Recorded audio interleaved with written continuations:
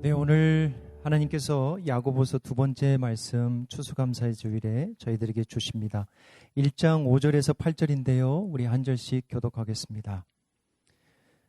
너희 중에 누구든지 지혜가 부족하거든 모든 사람에게 후히 주시고 꾸짖지 아니하시는 하나님께 구하라. 그리하면 주시리라. 오직 믿음으로 구하고 조금도 의심하지 말라. 의심하는 자는 마치 바람에 밀려 요동하는 바다 물결 같으니 이런 사람은 무엇이든지 주께 얻기를 생각하지 말라. 두 마음을 품어 모든 일에 정함이 없는 자로다. 아멘. Focus on Family라는 크리스찬 사역을 하고 있는 라디오 프로그램이 있죠.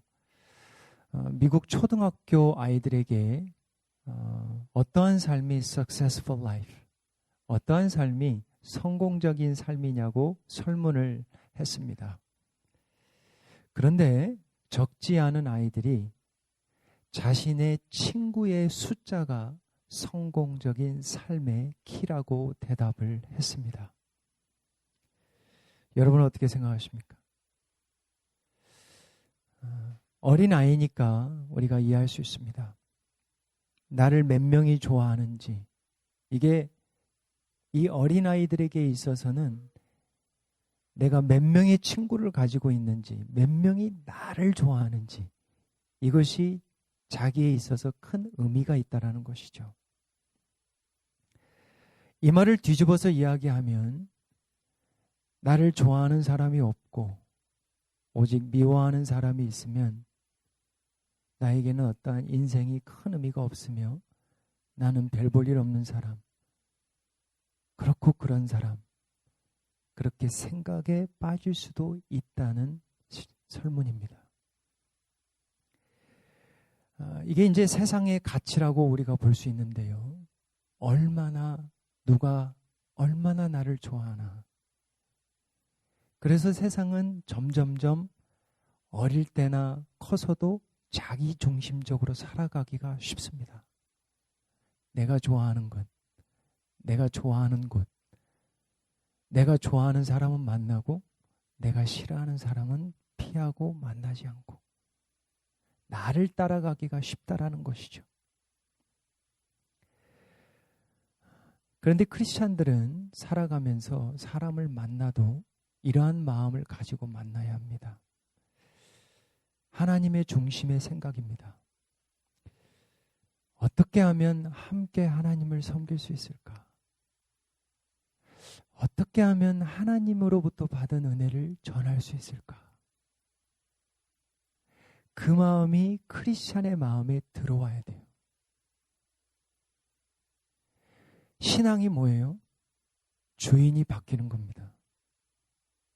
내가 전에는 내가 왕 노릇했고 내가 주인 노릇했는데 그전에는 나의 중심대로 살아갔는데 이제 나의 주인이 예수님이니까 주님이 원하시는 뜻과 주님의 영광과 주님의 기쁨을 위해서 부단히 노력하며 살아가는 것이 크리스찬의 삶입니다. 그래서 크리스찬들은 무엇을 하든지 일을 하든지 직장에 있든지 생각 자체가 하나님의 관점에서 일을 합니다. 자그마한 일을 해도 풀타임으로 일을 하든 파타임으로 하든 하나님의 관점에서 일을 하려고 부단히 생각합니다. 그러면서 필요한 게 지혜죠. 자, 오늘도 지혜라는 주제로 하나님의 관점으로 좀 풀어봤으면 좋겠습니다. 여러분, 솔로몬이 하나님께 구한 단 한 가지, 금과 은도 아니었습니다. 솔로몬이 하나님께 구한 단 한 가지가 지혜였습니다. 그만큼 중요했다라는 것이죠. 오늘 말씀, 지혜의 말씀 5절로 시작을 하겠습니다. 기도합니다. 기도하면서 우리 한번 받겠습니다. 너희 중에 누구든지 지혜가 부족하거든 모든 사람에게 후히 주시고 꾸짖지 아니하시는 하나님께 구하라. 그리하면 주시리라. 이게 이제 사실은 기도의 말씀이거든요. 구하라.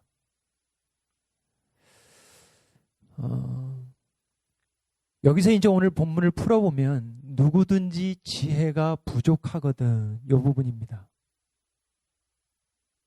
누가 지혜가 부족한 것 같아요? 누가 부족한 것 같아요? 여러분입니다. 다른 사람 아니에요? 우리 남편 생각하지 마시고 아내 생각하지 마시고 오늘 말씀은 철저하게 여러분이에요. 각자입니다. 그렇게 받아야 돼요. 지혜가 부족하거든, 이 말씀, 부족하거든, 이 말씀은 바로 4절과 연관이 있습니다. 4절 한번 보세요. 여러분, 지난주에 보세요. 인내를 온전히 이루라. 이는 너희로 온전하고 구비하여 조금도 부족함이 없게 하려 함이다. 지난주 말씀 기억이 나죠? 뭐죠? 어떻게 시작했죠? 하나님께서 하나님의 사람들에게 여러 가지 시련, 믿음의 시련을 허락하십니다. 그래서 어떻게 돼요? 이제 그 시련을 통해서 내가 누구의 종인가가 드러나요. 내가 진짜 하나님의 종인가? 내가 세상의 종인가? 시련을 부딪히면 알아요, 여러분. 드러납니다. 여러분의 아이디가 드러나요. 두 번째는 뭐냐면 어떠한 믿음의 사람인가가 드러납니다. 어떠한 믿음을 가지고 살아가는가, 믿음의 색깔이 드러나요. 뭘 보면? 시련을 만나면 그래요. 갑작스러운 시련, 어려운 고난, 생각지도 않은 어려운 일들 만나보십시오. 믿음이 드러나요. 아내의 믿음이 드러나고 남편의, 교회의 믿음이 드러납니다. 그때 드러나요. 지금은 몰라요, 여러분. 세 번째로는 뭐라고 그랬어요? 부족함이 드러납니다. 아, 내가 이게 부족하구나. 평상시에는 발견할 수 없는 것들이 드러나요. 어려운 일들을 만나면. 그래서 하나님이 하나님의 사람들을 그냥 내버려 두시지 않아요. 아브라함을 때로는 테스트를 하세요. 시련을 주세요. 허락을 하세요. 모세도 마찬가지입니다. 다윗도 마찬가지예요. 넘어지기도 해요. 하나님이 허락하세요. 그래서 야고보서 말씀처럼 인내하게 하는 거예요. 온전하게 하는 거죠. 왜? 하나님의 일을 하기 위해서는 온전하게 돼야 되니까. 인내의 사람이 되니까. 십자가의 사명을 감당하기 위해서는 인내해야 되니까. 온전해져야 되니까. 지금 상태 가지고는 안 되니까. 그래서 시련을 주세요. 시련을 허락하십니다. 그래서 구비하여, complete. 부족함이 없게 하는 거예요. 부족함이 있죠? 부족함을 채워가는 거예요. 그 대목에 5절로 다시 돌아오면, 그래서 오늘 말씀에 그러면 너희 중에 지혜가 부족하거든. 이제 부족한 줄 알았지? 시련을 통해서 너희들이 무엇이 부족한 줄 알았지? 그러면 구해야지. 그 말씀입니다. 자, 그러면 사실은 이제 우리가 시련을 만나면 이 지혜를 생각하면서 우리가 얼마나 어리석은지, 영어로 말하면 foolish, silly, foolish. 우리가 얼마나 어리석은지를 알아요. 내가 얼마나 자기중심적인지를 알아요. 내가 얼마나 성급한지 알아요. 내가 얼마나 조급하고, 내가 얼마나 걱정 많이 하고, 내가 얼마나 성을 쉽게 내는지를 알아요. 시련을 만나면 알아요. 그러니까 이제 이때에 하나님께 지혜를 간구하라는 거예요. 이제 알았으니까. 지혜는 지식이 아닙니다. 여러분, 이 시대를 지혜의 시대라고 안 해요. 이 시대를 지식의 시대라고 그럽니다. 왜 그러죠? 왜 사람들은 이 시대를 지혜의 시대라고 하지 않을까요? 지식은 얼마든지 우리가 가져갈 수가 있습니다. 여러분, 스마트폰 있죠? 컴퓨터 있죠? 구글만 치면 지식은 얼마든지 우리가 가져갈 수 있어요. 근데 지혜의 시대라고는 하진 않아요. 왜냐하면 지혜는 삶으로 살아야 되기 때문이에요. 그래서 성경이 말하는 지혜는 하나님의 관계에서 오는 거예요. 성경에서 말하는, 특별히 야고보에서 말하는 거. 그러니까 하나님을 알고 하나님을 사귀고 하나님을 믿음으로 신뢰할 때 하나님으로부터 오는, 성령으로부터 오는, 말씀으로부터 오는, 하나님이 은혜로 주는, 하늘에서 내려오는, 이게 야고보의 말씀이에요. 3장에서. 다시 말하면 하나님의 관점에서 세상을 어떻게 볼 것인가, 하나님의 관점에서 이 세상을 어떻게 살 것인가, 이게 지혜입니다. 믿음의 삶의 양식이에요. 잠언서 1장 7절 여러분 아시죠? 우리 한번 같이 읽어보겠습니다. 여호와를 경외하는 것이 지식의 근본이거늘 미련한 자는 지혜와 훈결을 멸시하느니라. 와이즈한 자가 있고 foolish한 자가 있습니다. 지혜로운 자가 있고 미련한 자가 있습니다. 뭐냐? 지식의 차이가 아닙니다. 학벌의 차이가 아니에요. 어떤 사람이 지혜롭냐? 하나님을 경외하는 자가 지혜롭다고 그래요. 이제 아시겠죠? 어떤 사람이 무식한 사람이냐? 성경적으로 미련한 사람이냐? 하나님을 무시하는 사람, 하나님을 믿지 않는 사람.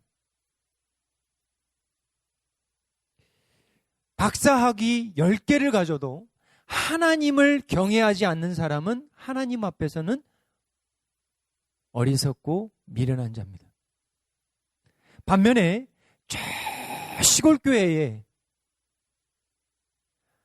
할머니 권사님이 예수님을 알고 하나님을 경외하고 믿음으로 살면 그 할머니는 하나님 앞에 지혜로운 자입니다. 5살짜리가 예수의 이름으로 기도하고 예수의 이름을 알고 예수님을 믿으면 그 아이는 하나님 앞에서 지혜로운 자입니다. 야고보서는 지혜를 좀 더 구체적으로 설명을 하는데요. 위로부터 내려오는 지혜가 있고 이 땅의 지혜가 있다고 합니다. 먼저 이 땅의 지혜에 대해서 간략하게 설명을 하는데 3장 14절을 보면 세상적인 지혜는 독한 시기가 있고 다툼이 있고 자랑이 있고 거짓말로 끝을 맺습니다. 이게 세상의 지혜의 결말이에요. 한번 예를 들어 볼게요. 우리 지난 수요일 날 출애굽기를 배웠습니다. 모세가 하나님의 은혜로 마음을 먹고 기도하며 문둥병의 어떠한 체험, 막대기가 뱀으로 되는 체험, 이런 것들을 다 하고 장로들을 모아서 아론과 이야기하고 바로에게 갔어요. 하나님의 백성을 풀어달라, 해방시켜달라, 우리가 하나님께 예배하러 가야 되겠다라고 이야기를 해요. 그랬을 때 바로가 세상의 지혜를 발휘하죠. 무슨 지혜인 줄 아세요? 너희들이 시간이 남아 도는구나. 내가 너희들 더 바쁘게 해줄게. 지푸라기를 더 이상 이제 주지 말고 똑같은 벽돌, 브릭, 코타는 똑같이, 정량은 똑같이 그렇게 만들라는 거예요. 그러니까 이스라엘 백성들이 너무 힘들죠. 무슨 얘기예요? 세상의 사람들도 지혜스럽습니다. 뱀처럼 지혜스러워요. 근데 이 지혜는 어떤 지혜냐면 시기와 결국은 자기 자랑과 자기의 킹덤과 자기 나라와 자기 중심이에요. 결국은 사망입니다. 그래서 사람들을 더욱더 일로 가두는 거예요. 예배하러 가겠습니다. 하나님 섬기겠습니다. 이 말이 쏙 들어가도록. 요즘 말로 말하면 주일에 예배 드릴 시간도 없을 정도로 일하고 또 일하고 그래도 또 일하고 싶고 그래도 또 일하고 싶고 만드는 거예요. 이게 세상의 지혜입니다. 17절이에요. 이제 위로부터 나는 지혜를 이야기하는데 한번 잘 보세요. 세상의 지혜, 시기와 다툼과 자랑과 거짓말, 성결하고 화평하고 관용하고 양순, 이건 submissive, 순종이라는 말이에요. 그리고 긍휼하고 선한 열매가 있고 편견이 없다. 거짓이 없다. 이런 것들이 하늘에서 오는 지혜의 성격이라는 거죠. 이렇게 사는 삶이. 시험을 당할 때 우리의 힘으로 풀려 하면 결국 다투고 시기하고 자랑합니다. 원망하죠.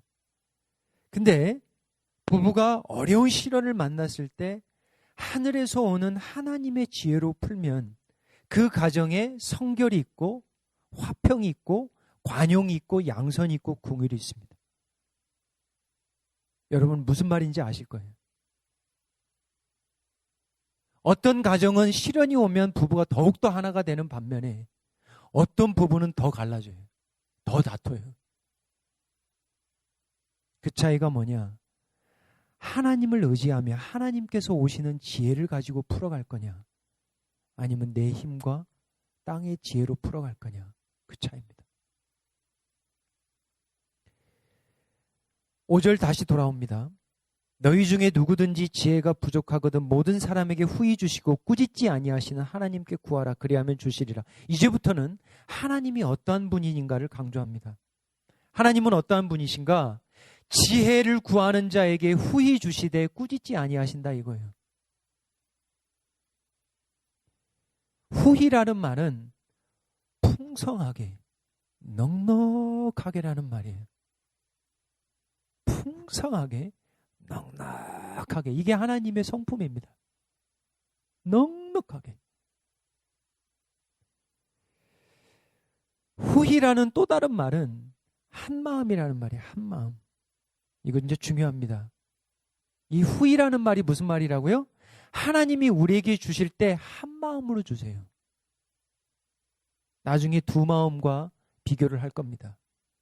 왜 두 마음을 품은 자들을 이야기하는지 알 거예요. 근데 하나님은 하나님께 지혜를 간구하고 오는 자를 귀찮게 여기지 않으세요. 그리고 너 이것도 몰라 이놈아. 책망하지 않습니다. 여기서 이제 페어런팅 하나 들어갑니다. 페어런팅. 자녀들을 양육할 때 코렉팅이 먼저가 아니에요. 코렉팅이 먼저가 아닙니다. 뭐가 먼저냐? 커넥팅이 먼저예요.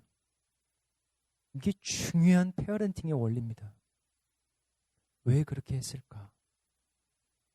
이야기를 나누는 거죠. 그리고 나서 나중에 코렉팅을 하면 돼요. 그러면 듣습니다.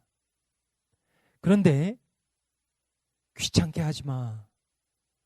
야 이놈아 이것도 모르냐? 왜 했냐? 이렇게 책망하면 점점 멀어집니다. 다시는 오지 않습니다. 하나님은 언제든지 지혜를 간구하는 자들을 돌려보내지 않으세요. 후히 주십니다. 넉넉히 주세요. 꾸짖지 아니하십니다. 그리고 주기를 기뻐하십니다. 주기를 기뻐하세요. 영어로 말하면 God loves to give. Thanksgiving이죠. God loves to give. 주시기를 원해요. 자, 그러면 이제 6절인데요. 그러면 지혜를 어떻게 간구해야 되는가? 이게 키입니다. 오늘 말씀에. 자, 6절 우리 한번 같이 읽어볼까요? 오직 믿음으로 구하고 조금도 의심하지 말라. 의심하는 자는 마치 바람에 밀려 요동하는 바다 물결 같으니. 첫 번째 자세는 뭐예요? 믿음입니다. 히브리서 11장 6절을 보시면 뭐라고 나오냐면 하나님께 나아가는 자는 반드시 그가 계신 것과 그가 자기를 찾는 자에게 상 주시기를 상 주시는 이심을 믿어야 할지니라. 아멘. 아멘. 믿음으로 조금도 의심하지 말라 합니다. 여기서 의심하다라는 말씀은 8절 말씀 한번 보세요. 8점에 보면 이런 말씀이 있습니다. 한번 같이 읽어볼게요. 두 마음을 품어 모든 일에 정함이 없는 자로다. 의심하다라는 단어와 두 마음을 품다라는 단어는 비슷한 단어입니다. 자, 그러면 두 마음을 품다, 의심하다라는 뜻이 무엇인가? 이게 보면은 영어로 표현이 되면 어떻게 되냐면 double-minded. 두 마음을 갖고 있다라는 거예요. 또 하나는 영어로는 또 어떻게 표현하냐면 two-souled. 두 개의 영혼이 있다라는 거죠. 두 마음이겠죠. 그러니까 이제 이 그림을 하나를 보여주는데 다시 그 말씀 돌아오면 그 다음 절이요. 그 다음 아니네요. 그 6절, 그 8절에 보면은 의심하며 간구하는 자들. 이 사람들은 이제 오늘 본문 6절에 가보면 이런 말씀이 있습니다. 마치 바람에 밀려 요동하는 바다 물결 같다. 이런 표현이 나오죠. 바다 물결은 어떤 상태입니까? 반석이 아니에요. 항상 유동적입니다. 무슨 얘기냐면 물결은 절대 스스로 움직이지 않습니다. 아주 작은 바람에도 움직이죠. 이 말씀이에요. 작은 시련에도 쉽게 움직입니다. 흔들리다 보니까 쉽게 결정을 못해요. 결국 결정은 하기는 하는데 하나님의 뜻이 아닌, 하나님의 나라가 아닌 자기를 택합니다. 이게 두 마음을 품은 자들의 특징이에요. 이게 의심하는 자들의 특징입니다. 내 킹덤이 먼저고 내 상황이 먼저고 내 스케줄이 먼저예요. 일관되지 않는 충성을 얘기하는 거예요. 하나님의 나라를 세우기 위해서는 무엇이 필요하냐면 희생과 헌신과 커밋먼트가 필요합니다. 이거 중요한 거예요. 여러분, 가정 하나를 세우는데 이게 있어야 돼요, 없어야 돼요? 희생과 헌신과 커밋먼트가 필요해요. 근데 하나님의 나라를 세우는데 이게 자동적으로 세워지는 게 아니에요, 여러분. 하나님이 모세를 사용해서 사용하세요. 쓰세요. 다윗을, 바울을, 예수님을, 제자들을, 그 성도들의 헌신과 희생을 요구합니다. 그런데 두 마음을 품은 자들은 이걸 온전히 하질 못해요. 충성하질 못하는 거예요. 세상을 놓지를 못해요. 이런 분들은 결국은 상식으로 살아가려고 하죠. 내가 가지고 있는 상식, 내가 가지고 있는 지혜로 살아가려고 합니다. 이게 무슨 얘기냐면 복음은 상식이 아닙니다. 복음은 상식이 아니에요. 복음은 비상식입니다. 비상식이에요. 복음은 지혜입니다. 복음은 십자가예요. 여러분, 십자가가 상식입니까? 죄의 삭은 사망, 이게 복음이면 상식이겠지만 죄인들을 위해서 하나님이 죽는 것은 비상식이에요. 이게 바로 하늘에서 주시는 지혜입니다. 그런데 그렇게 살려고 한번 해보십시오. 매일 죽어야 하는데, 매일 십자가를 보며 어려운 시련을 당할 때도 my way를 추주할 때 my way를 추주 않고 his way, 하나님의 방법을 추주하는 게 여러분 쉬워요, 어려워요? 어려워요. 희생이 따르기 때문이에요. 헌신이 따르기 때문이에요.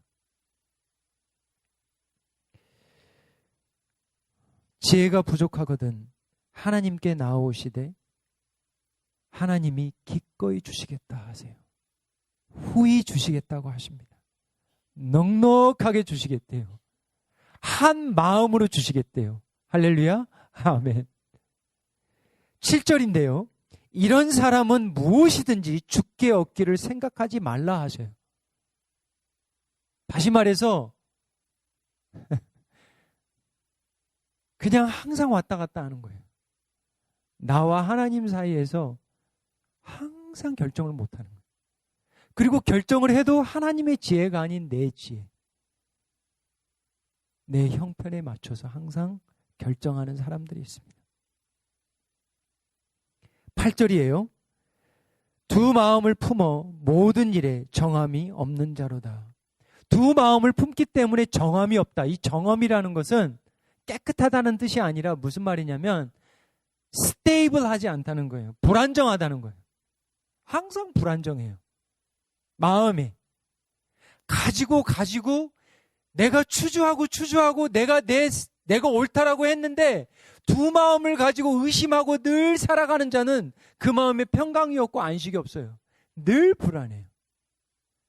늘 채워도 가져도 움키어 살아도 안정이 없어요. 왜? 그 마음에 두 마음 품고 살거든. 내가 여전히 왕 노릇하고 살거든. 내 킹덤이 먼저거든. 하나님이 먼저가 아니거든. 그러니까 안정이 없어요. 그러면 오늘 이제 말씀을 맞추면서 왜 이 지혜를 간구하지 않을까? 오늘 창세기 말씀과 야고보서를 통해서 한번 풀어봤으면 좋겠는데요. 창세기 3장 6절을 한번 보십시오.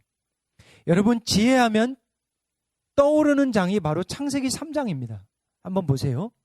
여자가 그 나무를 본즉 먹음직도 하고 보암직도 하고 지혜롭게 할 만큼 탐스럽기도 한 선악과를 보고 보암직도 먹음직도 하고 한 가지가 더 붙어요. 지혜스럽다. 이게 무슨 얘기예요? 결정적인 순간에 자기의 방법으로 지혜를 얻기를 원합니다.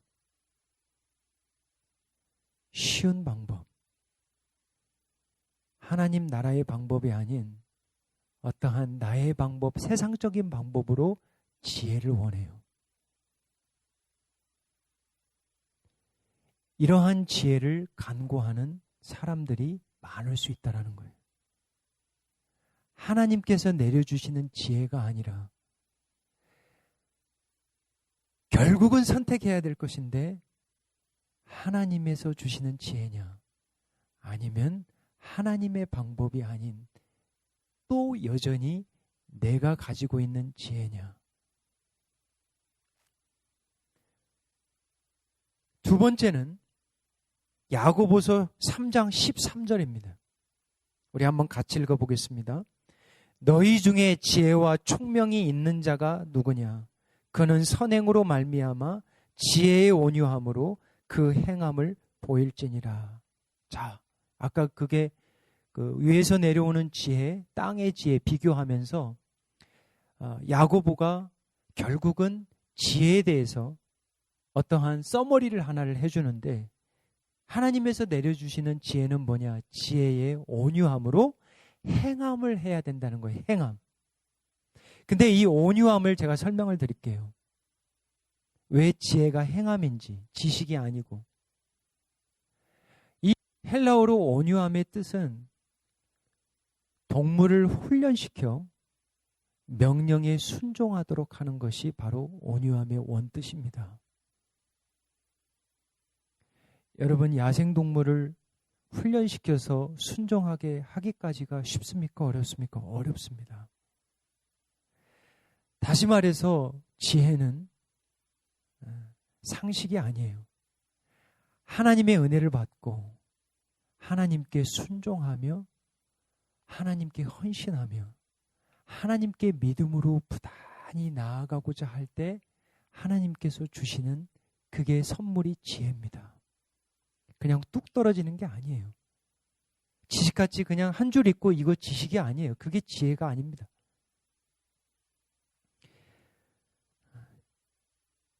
지혜라는 기차, 제가 어떤 글을 읽었는데 한번 들어보세요. 좀 표현이 어떨지는 모르겠는데 지혜라는 기차가 있는데 이 기차가 달리기 위해서는 어떠한 철도가 있어야 된대요. 철길이 있어야 된대요. 표현이 좀 재밌죠.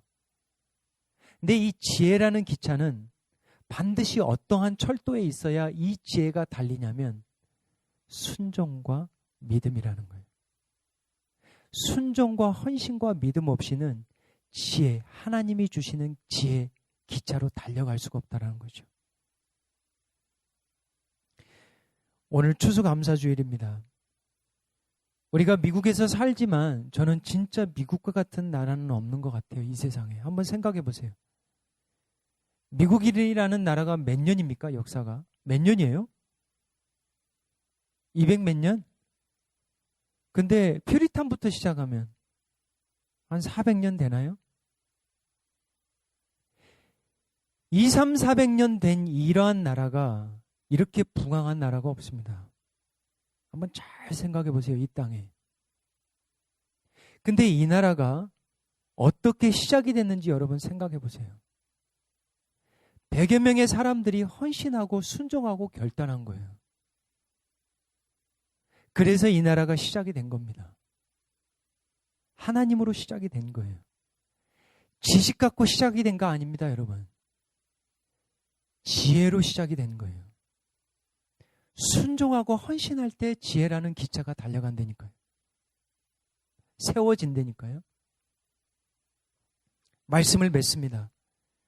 우리가 여러 가지 시험을 당할 때 분명 부족함이 드러납니다. 우리가 두 마음을 품고 사는지 드러나요. 우리가 무엇에 목매달고 사는지 누구의 종인지 드러납니다. 그리고 지혜가 부족함이 드러납니다. 하나님께 나아가 지혜를 간구하는 은혜를 간구합니다. 하나님께 지혜를 간구하되 오직 믿음으로 의심하지 말고 두 마음 품지 말고 한 마음으로 하나님께 나아가되 헌신하며 순종하는 은혜를 간구합니다. 하나님이 후히 주실 것입니다. 하나님이 넉넉하게 주실 거예요. 하나님이 차고 넘치도록 주실 겁니다. 뭘 주세요? 하나님의 능력이요, 하나님의 지혜되는 고린도전서 1장 24절 말씀. 오직 부르심을 받은 자들에게는 유대인이나 헬라인에게나 그리스도에는 하나님의 능력이요 하나님의 지혜라 하셨습니다. 십자가의 은혜를 간구합니다. 십자가의 지혜를 간구합니다. 가정을 어떻게 살려요? 지혜가 있어야 됩니다. 그리스도의 지혜가 있으면 돼요. 그러면 우리가 희생하며 헌신하며 살아갈 수가 있습니다.